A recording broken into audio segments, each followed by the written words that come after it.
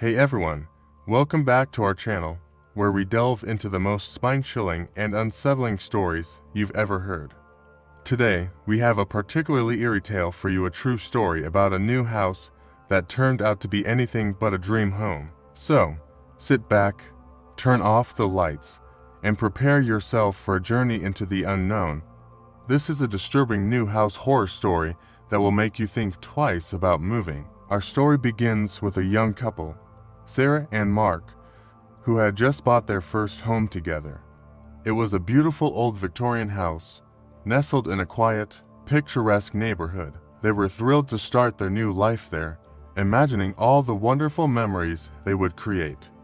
But their dream quickly turned into a nightmare. From the moment they moved in, Sarah and Mark noticed strange things happening around the house. It started with small, inexplicable events: doors that would creak open on their own, lights flickering without reason, and cold drafts that seemed to come from nowhere. At first, they brushed it off as the quirks of an old house, but then things took a darker turn. One night, as they were unpacking boxes in the living room, they heard a loud thump coming from upstairs. They exchanged nervous glances, but Mark shrugged it off, saying it was probably just the house settling. However, the thumping continued, growing louder and more insistent. Mark decided to investigate. He went upstairs, following the noise to the attic.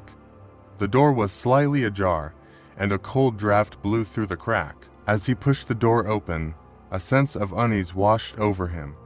The attic was dimly lit by a single, bare bulb, casting long, eerie shadows. In the corner of the attic, Mark saw an old, wooden rocking chair. It was rocking slowly, back and forth, as if someone had just been sitting in it. But the attic was empty. He felt a chill run down his spine and quickly shut the door, telling Sarah that it was just the wind. But deep down, he knew something was off. The next few days were relatively quiet, but Sarah began to feel a growing sense of dread, feeling like someone was watching her. One night, she had a terrifying dream where she saw a shadowy figure standing at the foot of their bed, whispering her name. She woke up in a cold sweat, her heart racing. But when she looked around the room, there was no one there. The strange occurrences continued to escalate. One evening, while they were having dinner, they heard what sounded like faint, ghostly whispers coming from the walls.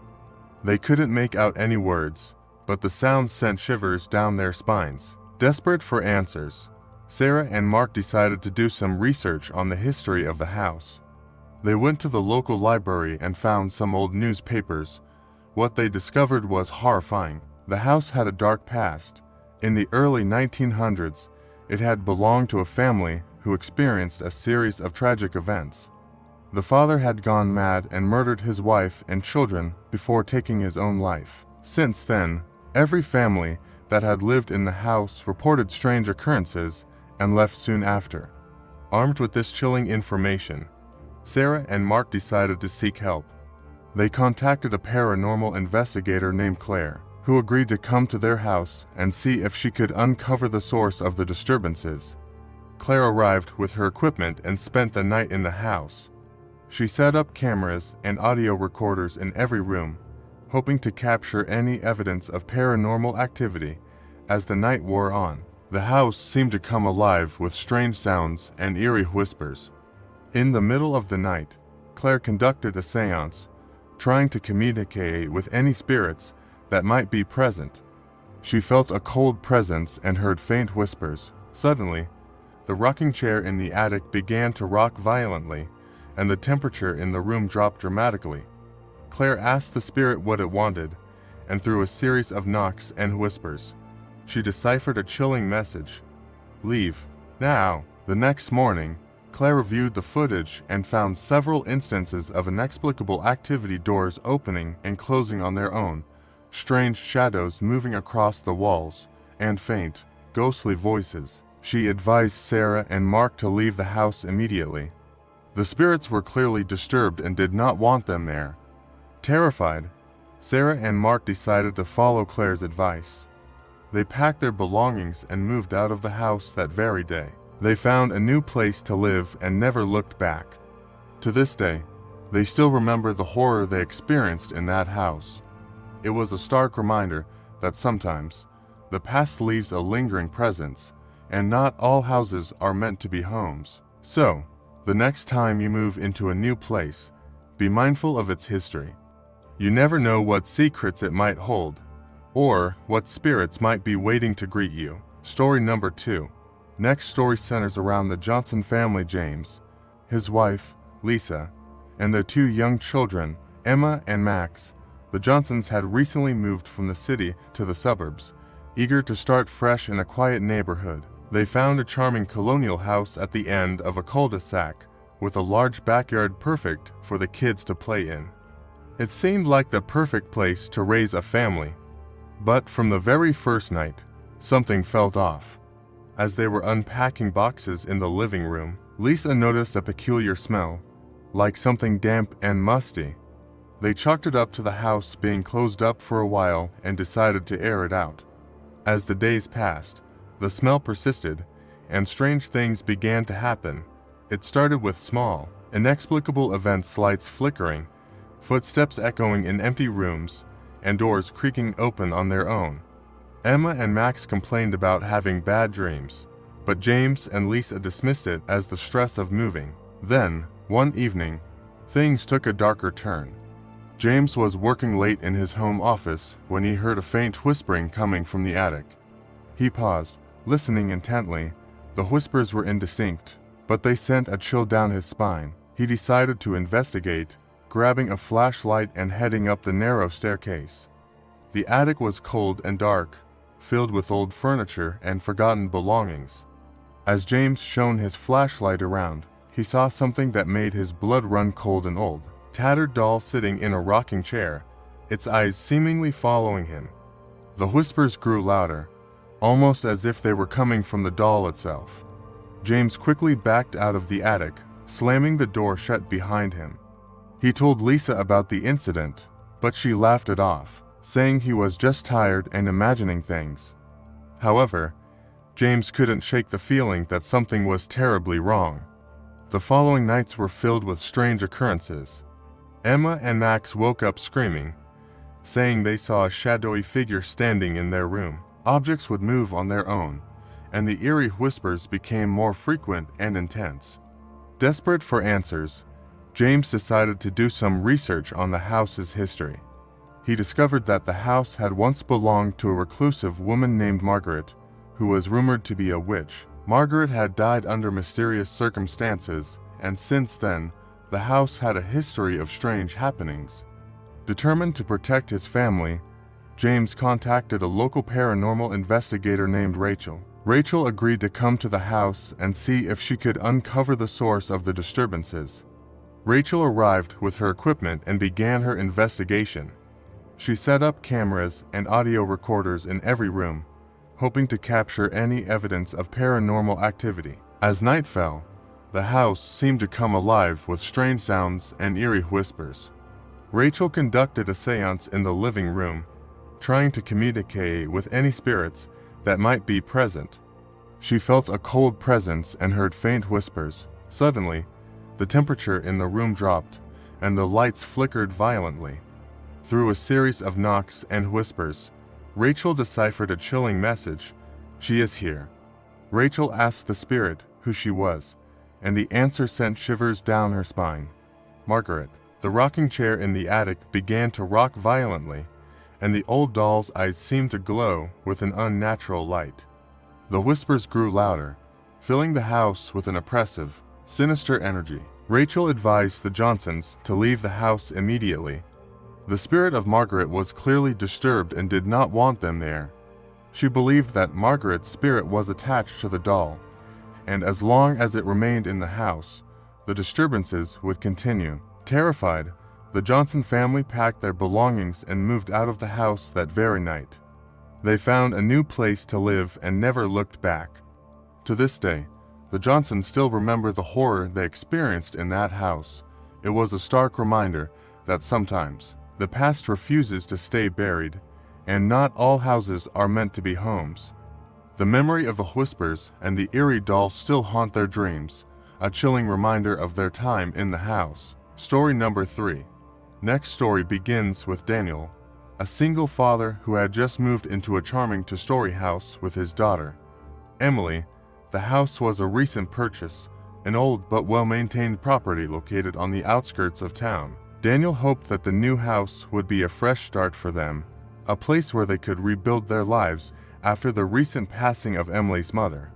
The first few days in their new home were uneventful, filled with unpacking and settling in. But as night fell on their first weekend, things began to take a strange turn.